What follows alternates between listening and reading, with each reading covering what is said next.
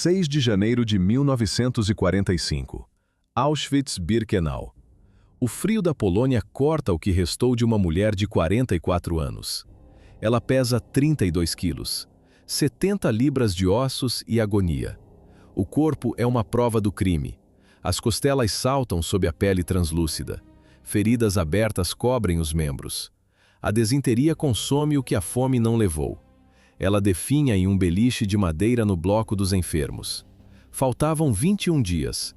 Apenas 3 semanas para o Exército Vermelho abrir os portões. Edith Frank não terá esse tempo. Onde estão as filhas? Ela não sabe.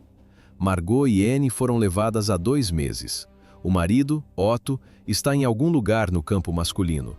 O isolamento é total. A incerteza dói mais que a infecção. Edith fecha os olhos. O esforço para respirar termina em poucas horas. Não há cerimônia.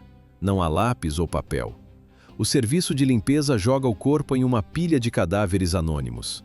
Apenas mais uma judia morta na contagem da SS. Quase todo o planeta lê o diário de Anne Frank. O mundo conhece a garota, mas ignora a mãe. A história de Edith foi apagada pela sombra da própria filha. Uma mulher que escolheu a fome para alimentar as crianças. Uma mãe que cavou o chão do barracão com as próprias mãos para tentar salvá-las. Edith Frank morreu sozinha no gelo. O corpo de 32 quilos pertencia a uma mulher que o mundo condenou póstumamente. Edith Frank passou 5 meses no inferno de Auschwitz. Para a história oficial, ela é apenas a sombra fria nos diários da filha. O diário de Anne Frank foi traduzido para 70 idiomas. Milhões de pessoas conhecem a rebeldia da adolescente e a sabedoria do pai, Otto. Mas a trajetória de Edith permanece no escuro. Porque a memória coletiva apagou a mulher que sustentou a família no esconderijo. O mito engoliu a realidade. A imagem pública de Edith foi moldada por uma adolescente em crise. Anne a descrevia como uma mãe distante e sem tato. Mas os registros de Auschwitz revelam outra face. Edith cavava o chão do barracão com as mãos nuas. Ela passava comida por fendas nas paredes para manter as filhas vivas. O sistema de apagamento histórico funcionou com precisão. Enquanto o mundo lia sobre a esperança de Anne, Edith definhava no esquecimento. Ela viu as filhas serem levadas para outro campo. Sem elas, a vontade de viver desapareceu. Edith Frank parou de comer. Ela guardava cada migalha para filhas que já não estavam lá. Morreu cercada por estranhos, em uma pilha de corpos. Edith Frank morreu em total solidão. O silêncio no quarto era quebrado apenas pelo som da pena. Anne Frank escrevia. Cada linha no diário era um veredito contra a própria mãe. Ela via Edith parada no corredor, uma sombra de rigidez e dever. Entre as duas, um abismo de incompreensão. Anne registrava o frio que emanava de Edith, sem entender a origem daquela geada interna. A menina via a superfície. A realidade estava enterrada 10 anos antes. O casamento dos Frank não nasceu de um incêndio, nasceu de um acordo. Otto Frank amava a Edith, mas não estava apaixonado por ela. Antes dela, houve outra mulher. Um amor real, intenso, mas impossível. Otto não era rico o suficiente para aquela família. O pragmatismo venceu o desejo. Como Otto escolheu sua esposa? Em 1925, ele buscou estabilidade. Edith Hollander era a candidata perfeita. Vinha de uma família próspera de Aachen. Trazia um dote sólido e uma educação impecável. Era o que o mercado matrimonial da época exigia. Otto ofereceu devoção e respeito. Edith entregou tudo o que tinha. Ela sabia da ausência de paixão. Sentia o peso do companheirismo seco. Talvez tenha tentado se convencer de que os filhos preencheriam o vácuo. Não preencheram. Anos depois, os olhos afiados de Anne captariam a tragédia. A filha escreveu que a mãe amava o pai profundamente, mas o pai apenas cumpria um papel. Essa disparidade emocional corroeu Edith por dentro. A amargura não veio da guerra, veio da mesa de jantar. Décadas depois, Otto Frank sobreviveria para confirmar as palavras da filha, mas nunca as feridas da esposa. Em 1929, A base daquela família já era feita de um amor unilateral. Edith Hollander carregava esse vazio no peito desde 1914. Ela nasceu em Aachen, no dia 16 de janeiro de 1900, uma cidade alemã colada à fronteira holandesa. O cenário de sua infância cheirava a metal industrial e óleo de máquina. Era o império de seu pai, Abraham Hollander. O negócio era bruto, sucata, caldeiras, maquinário pesado. Um comércio que gerava fortuna e respeito. Os Hollander eram a elite da comunidade judaica local. Viviam entre o conforto e a cultura, sentindo-se alemães acima de tudo. A estabilidade parecia inquebrável. O império de metal do pai era o símbolo de um mundo que nunca deixaria de existir. Mas o aço não protege contra o luto. Edith era a caçula de 4 irmãos. Cresceu sob a proteção de Julius, Walter e da irmã mais velha, Bettina. Por 14 anos, a vida foi perfeita. Então, o silêncio tomou a casa. Bettina morreu aos 16 anos. A morte da irmã foi o ponto de ruptura. Edith aprendeu cedo que a segurança é uma ilusão e que o luto pode ser um estado permanente. Ela seguiu em frente, mas a tragédia moldou sua frieza. 10 anos depois, em um cenário de reconstrução, ela conheceu Otto Frank. O casamento de Edith não foi um conto de fadas. Foi um contrato de conveniência entre 2 linhagens ricas. Nas fotos de 1925, Otto Frank sorri, mas o olhar foge da lente. Ele buscava estabilidade após o caos da Grande Guerra.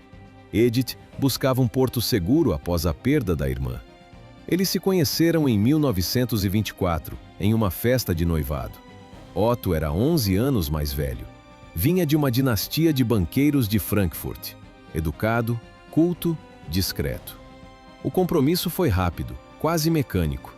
No dia 8 de maio de 1925, o acordo foi selado no papel. A paixão não era o combustível, a segurança era. O casal frequentava clubes exclusivos. Existem registros deles em quadras de tênis, vestindo branco impecável sob o sol. O som das raquetes batendo na bola preenchia o vazio das conversas. Nas férias, o ruído do mar abafava o silêncio entre os dois. Parecia uma família perfeita da elite alemã. A estrutura cresceu rápido.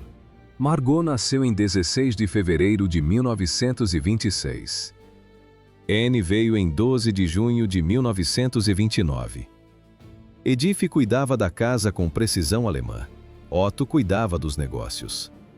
O mundo via uma fachada de mármore, mas os alicerces eram frios. Otto era devoto à esposa, mas nunca esteve apaixonado por Edith. Amsterdã prometia segurança, mas entregou o isolamento. Edith Frank viveu 8 anos na cidade, e nesse tempo, sua língua permaneceu uma barreira intransponível. Ela nunca dominou o holandês. O idioma local era uma parede de vidro. Ela via o mundo lá fora, mas não conseguia tocá-lo. Edith refugiou-se em um círculo de exilados que falavam sua língua natal, agarrando-se a cartas de amigos e parentes que ficaram na Alemanha. Edith buscou um novo norte na comunidade judaica liberal de Amsterdã. Frequentava a sinagoga com Margot, tentando reconstruir uma identidade fragmentada. Criava as filhas sob uma ótica moderna, tratando-as como iguais em uma época de hierarquias rígidas. Mas a liberdade que Edith concedia tornava-se uma arma nas mãos de Anne. A filha caçula era o oposto da conformidade. Anne era barulhenta, opiniática, desafiadora. Margot era o espelho do que se esperava de uma jovem judia, estudiosa, silenciosa, dócil. Anne era o caos organizado que Edith não sabia governar. Os conflitos eram diários e viscerais. Anne não escondia sua preferência absoluta pelo pai, Otto, deixando Edith no papel de espectadora de sua própria família. O distanciamento emocional entre mãe e filha tornou-se um abismo. As tragédias pessoais de Edith empalideceram quando as ruas de Frankfurt ganharam uma nova trilha sonora. O ressentimento com a filha e o luto pela irmã tornaram-se ruídos de fundo. O perigo agora tinha rosto, farda e voz. 1932. As botas da SA golpeavam o asfalto em marchas coreografadas. Homens de camisas pardas ostentavam a suástica no braço esquerdo. Edith observava da janela. O som atravessava o vidro. Os militantes entoavam versos sobre o triunfo da raça ariana. Quando o sangue judeu espirrar da faca, tudo voltará a ficar bem. Poderiam eles simplesmente esperar? O cheiro de fumaça e o coro agressivo nas esquinas diziam que não. A resposta estava naquelas estrofes. Edith e Otto discutiam o futuro em sussurros, mas o mundo lá fora gritava. Partir exigia recursos. Viver no exterior era um salto no escuro. O tempo acabou em 30 de janeiro de 1933. Adolf Hitler assumiu o cargo de chanceler. O Estado tornou-se o agressor. Em 1º de abril, o boicote oficial silenciou o comércio judaico. Médicos foram impedidos de clinicar. Professores perderam suas cátedras. Nas escolas, as crianças judias eram isoladas como leprosas. Otto Frank entendeu que a Alemanha não era mais um lar, mas uma armadilha. Ele arrumou as malas e partiu para Amsterdã. Amsterdã não foi uma escolha romântica, foi um exílio planejado. 1933. Otto Frank cortou os laços com Frankfurt e transferiu a Opekta para a Holanda. Uma filial de especiarias e pectina, um negócio seguro, um refúgio de papel e selos fiscais. A fuga em Amsterdã deveria ser o salvamento, mas para Edith tornou-se uma sentença de isolamento. Em fevereiro de 1934, ela cruzou a fronteira com Margot e Anne. A família trocou uma vila de luxo por um apartamento no bairro de Merwedeplein. A queda na escala social foi imediata. Da elite alemã para a classe média imigrante. Ela perdeu tudo o que definia sua existência: o idioma, a rede de amigos, o status de uma herdeira industrial. Bernhard Elias, primo de Anne, foi categórico. Edith nunca se sentiu bem na Holanda. O holandês era uma barreira intransponível. Ela vivia em um silêncio forçado. Reerguer a vida custou a identidade. Edith Frank continuou sendo uma estrangeira com uma saudade incurável da Alemanha. As esperanças de uma nova vida ruíram em 5 dias de maio de 1940. A fronteira que deveria ser uma proteção tornou-se um muro. A Holanda capitulou sob o peso da Wehrmacht. Os Frank estavam encurralados. A burocracia agiu como uma arma silenciosa. Otto e Edith tentaram o impossível. Cartas cruzaram o oceano. Os irmãos de Edith, Julius e Walter, já estavam nos Estados Unidos. Walter carregava as marcas de um campo de concentração na pele. Ele conhecia o sistema. Mas a salvação dependia de papéis. As cotas de imigração americanas em 1939 estavam lotadas para os anos seguintes. O Departamento de Estado não abria exceções. Os vistos eram sentenças de vida ou morte. 10 de maio de 1940. Os paraquedistas alemães surgiram no céu de Haia. 5 dias depois, o exército holandês entregou as armas. O país inteiro estava sob ocupação. 5 dias. O tempo de uma esperança morrer. Dentro do apartamento na Merwedeplein, o espaço encolhia. Rosa Hollander, a mãe de Edith, viera de Aachen para buscar refúgio. O círculo familiar se fechava, enquanto as fronteiras sumiam.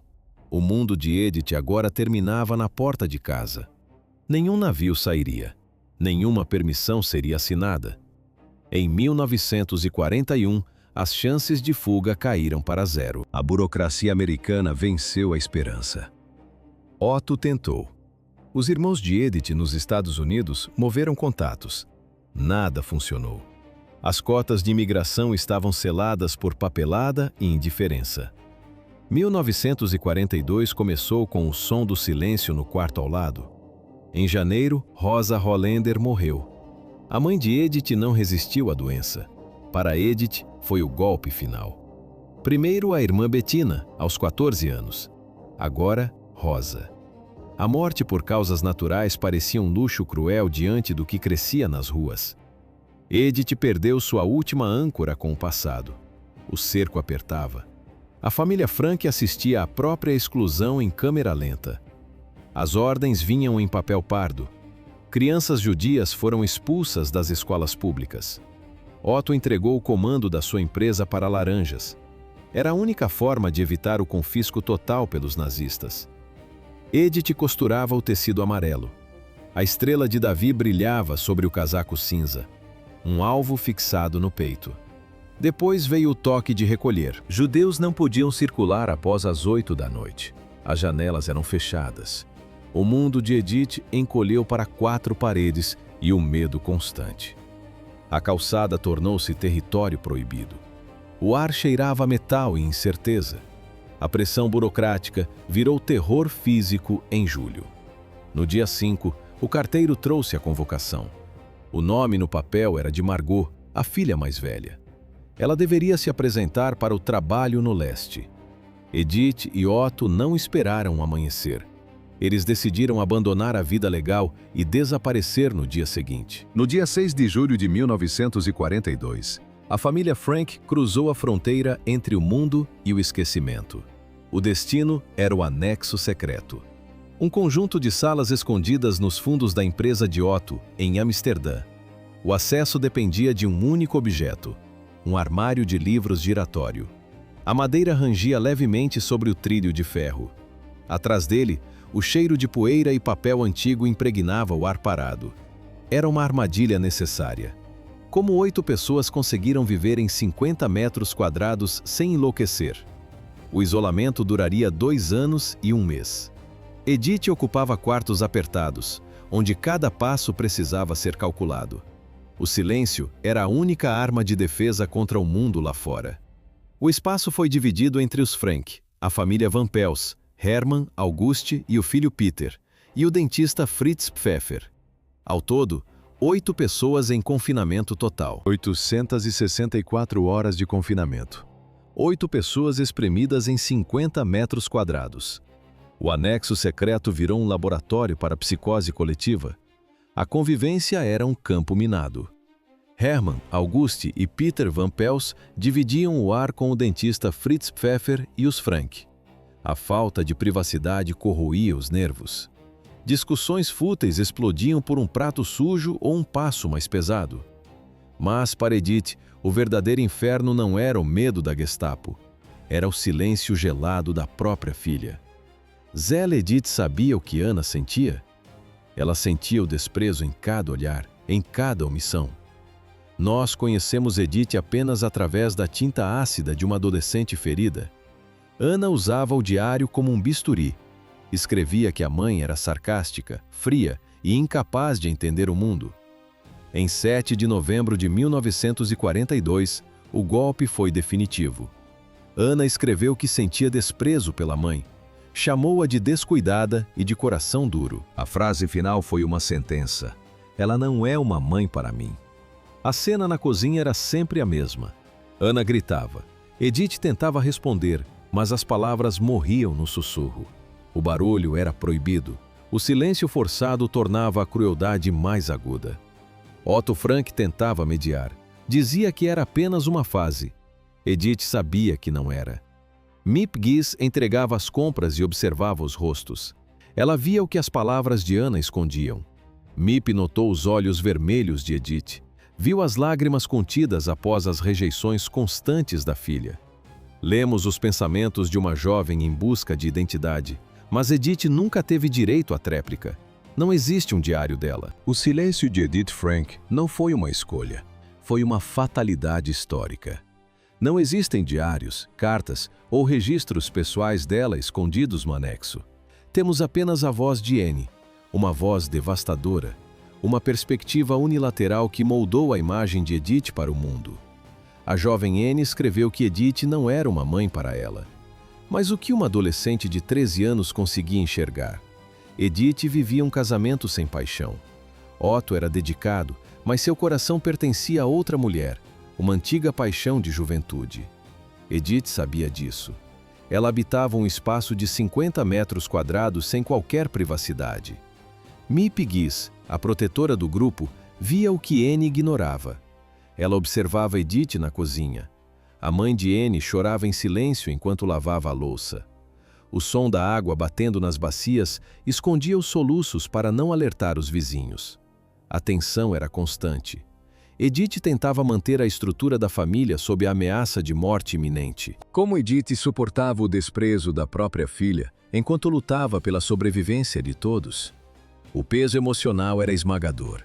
Anne a via como uma barreira, mas Edith era o amortecedor do caos. A maturidade viria tarde. Apenas em janeiro de 1944, a percepção de Anne mudou. Anne releu seus próprios escritos e sentiu vergonha da crueldade que despejou no papel. 7 de novembro de 1942. Foi nesta data que Anne registrou o ápice do seu ódio, uma cicatriz que Edith sentia em cada olhar de rejeição. A mãe sabia o que a filha pensava, mesmo sem ler o diário. Janeiro de 1940 e 44. O ódio de Anne começou a esfriar. A menina que antes despejava desprezo nas páginas do diário, agora parava para pensar. Ela escreveu uma frase que mudou o tom do registro. O tempo de julgar a mãe com lágrimas terminou. Anne tentava entender a mulher por trás da figura autoritária. Buscava empatia. Mas o perdão total nunca veio. A reconciliação ficou suspensa no ar. Qual era o preço dessa hesitação? O tempo acabou antes da resposta. Dia 4 de agosto de 1944, 10 horas e 30 minutos da manhã. O silêncio do anexo secreto foi estraçalhado. Oficiais da polícia alemã e holandesa invadiram o esconderijo. Alguém os traiu. Um delator anônimo entregou o endereço. Até hoje, a identidade desse informante permanece um mistério. 8 escondidos e 2 ajudantes foram rendidos. A Gestapo assumiu o controle. Primeiro, o interrogatório no quartel-general. Depois, 3 dias de celas escuras em Amsterdã. Os prisioneiros aguardavam o próximo passo da engrenagem nazista. Em agosto, eles foram transferidos para o campo de trânsito de Westerbork. Os prisioneiros seguiram para o campo de trânsito de Westerbork após o interrogatório na sede da Gestapo. 3 dias na prisão foram o prelúdio. Em Westerbork, o destino era o bloco das punições. Edith, Anne e Margot carregavam o rótulo de criminosas condenadas. O crime? Esconder-se da ordem nazista. O castigo era o trabalho sujo. Elas desmontavam baterias velhas para reaproveitamento, ácido e poeira. As mãos sangravam sob o esforço mecânico. Os químicos corroíam a pele sem trégua. Como suportar o veneno nos dedos todos os dias? Rosa de Winter, outra prisioneira, observava Edith. Ela parecia entorpecida, silenciosa, um fantasma que se movia por instinto. Mas o horror externo mudou a dinâmica interna. As brigas constantes do anexo secreto perderam o sentido diante da fome e do frio. Anne mudou. Suas cartas revelam uma nova conexão. Otto Frank escreveu mais tarde para seu primo sobre essa transformação. Edith e a filha tornaram-se aliadas. O sofrimento real apagou as mágoas fúteis do passado. Sobreviver exigia união absoluta. Elas agora eram, acima de tudo, mãe e filhas enfrentando o sistema. A engrenagem não parava. No início de setembro de 1944, o nome da família Frank apareceu na lista do último trem para Auschwitz. No anexo secreto, as brigas perderam o sentido. Edith e Anne não eram mais rivais. Eram mãe e filha. Elas precisavam uma da outra para sobreviver ao que viria. Edith Frank, apesar do esgotamento, ainda lutava para proteger Margot e Anne. 3 de setembro de 1944. O destino foi selado. Os 4 membros da família Frank foram jogados em um trem com mais de 1000 prisioneiros. Era o último transporte de Westerbork para Auschwitz. Vagões de carga. 70 pessoas espremidas em cada carroça de madeira. Sem comida, sem água. Apenas um barril no canto servia de banheiro para todos. O cheiro de suor e medo se misturava ao barulho dos trilhos. Durante a viagem, Edith arrancou a parte superior vermelha de sua roupa de prisioneira. Lene de Jong van Naarden, que estava no mesmo vagão, testemunhou o gesto. Por que ela fez isso? Ninguém sabe. Desespero, desafio. O calor insuportável dentro da madeira fechada. O motivo morreu com ela. Tarde da noite. O trem parou em Auschwitz-Birkenau. 3 dias de viagem. As portas correram com estrondo. Luzes cegantes invadiram o vagão escuro. Cães latindo. Guardas da SS gritando ordens curtas. Schnell, raus! O caos tomou conta da plataforma. Homens para um lado, mulheres para o outro. Médicos daí se começaram a seleção para o trabalho escravo. Seleção. A palavra que definia a vida ou a morte imediata. No pátio de Birkenau, médicos da SS examinavam os corpos como se fossem gado. Velhos, doentes e crianças abaixo de 14 anos seguiam para a esquerda. O destino era a câmara de gás. Otto Frank foi arrancado de sua família. Homens para um lado, mulheres para o outro. Foi o último olhar. Ele nunca mais veria sua esposa e filhas. Edith, Anne e Margot passaram pela seleção inicial. Mas a sobrevivência tinha um preço. O sistema queria apagar quem elas eram. Suas cabeças foram raspadas.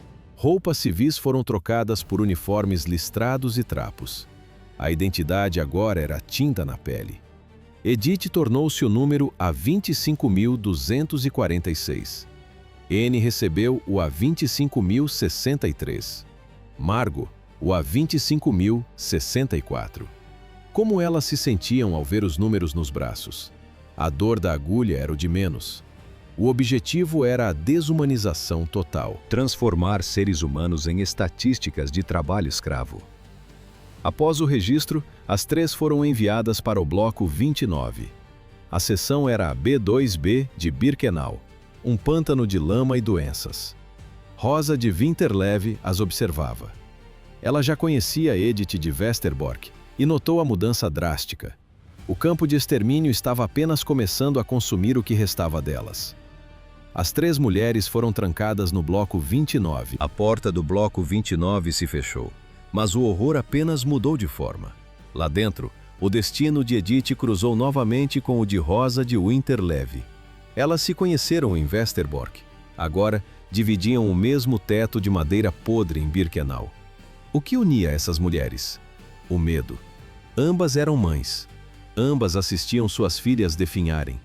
A fome corroía o corpo, mas o instinto protegia o espírito. Testemunhas como Bloom e Evers Emden descreveram uma simbiose absoluta. Edith, Anne e Margot tornaram-se um único organismo. As brigas do anexo secreto viraram cinzas. O desprezo adolescente de Anne pela mãe desapareceu no frio da Polônia. Agora, elas não eram personagens de um diário. Eram sobreviventes. Elas dividiam cada farelo de pão. Cada gota de sopa rala passava de mão em mão. Elas se abraçavam para não congelar. O apoio mútuo era a única moeda que os guardas não podiam confiscar. Mas o ambiente era um criadouro de doenças. Onde termina a resistência e começa a biologia? A resposta veio através da pele. Anne e Margot contraíram escabiose, a sarna. Ácaros minúsculos cavavam túneis sob a pele das meninas. A coceira era insuportável. As feridas abertas tornaram-se portas para infecções em um lugar onde o sabão era um mito. O diagnóstico em Auschwitz funcionava como uma sentença de isolamento. As 2 foram arrancadas de Edith. Os soldados as levaram para o Kratzeblock. Era o bloco da sarna. Anne e Margot foram colocadas em quarentena. Isolamento total. O bloco das sarnas era uma zona morta no mapa de Auschwitz-Birkenau. Anne e Margot foram trancadas lá, longe do restante dos prisioneiros. Edith estava do outro lado. Ela não podia vê-las, não podia tocá-las. A regra era o silêncio absoluto entre os setores. Mas Edith Frank recusou a distância. Ela encontrou 2 aliadas. Uma delas era Lena de Jong van Naarden. O plano era rudimentar e perigoso. Elas começaram a cavar um buraco na parede do barracão. Sem ferramentas, sem metal. Usaram as próprias mãos, unhas contra madeira e gesso. Elas rasparam a estrutura até que a barreira cedesse. O buraco era pequeno, mas suficiente. Edith Frank passou a viver por aquela fresta. Edith recebia sua ração diária, uma sopa aguada, uma crosta de pão seco, porções que mal mantinham um corpo em pé. Ela não comeu nada. Todos os dias, As mãos de Edith atravessavam a parede para entregar o alimento às filhas. O cálculo era simples e mortal. O que alimentava Anne e Margot era o que faltava em Edith. Ela escolheu a própria inanição para garantir que as filhas tivessem mais uma chance. Edith Frank pesava cada vez menos enquanto entregava seu pão através do gesso. Edith Frank não morreu por uma ordem direta ou por uma bala. Ela definhou por uma escolha consciente. Enquanto o gesso cobria sua pele, ela passava cada migalha de pão para Anne e Margot. Para si, não restava nada. O sacrifício materno tornou-se sua sentença de morte silenciosa.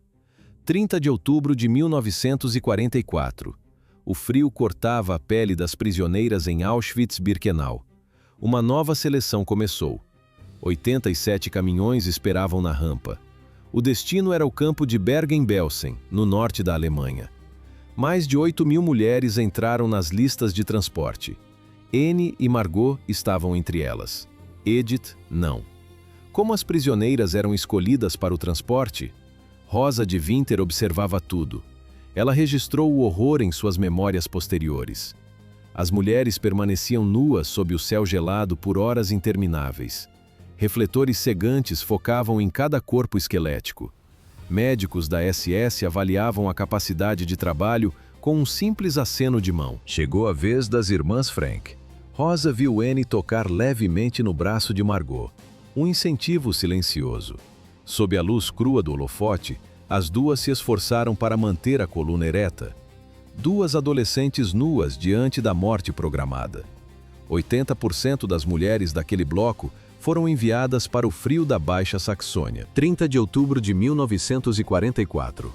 O último transporte. 1.000 mulheres trancadas em barracões escuros esperavam a partida do trem. Entre elas, Anne e Margot Frank. Onde estavam as filhas de Edith? Rosa de Winter observava a cena. Anne cutucou a irmã. As duas se endireitaram sob a luz fria dos holofotes. Corpos nus, expostos. Um segundo depois, desapareceram na escuridão do vagão. Edith gritou. As crianças, ó Deus! O som cortou o pátio de Auschwitz. Rosa de Winter entendia aquele desespero. Sua própria filha já estava em outro campo de trabalho. Duas mães sozinhas.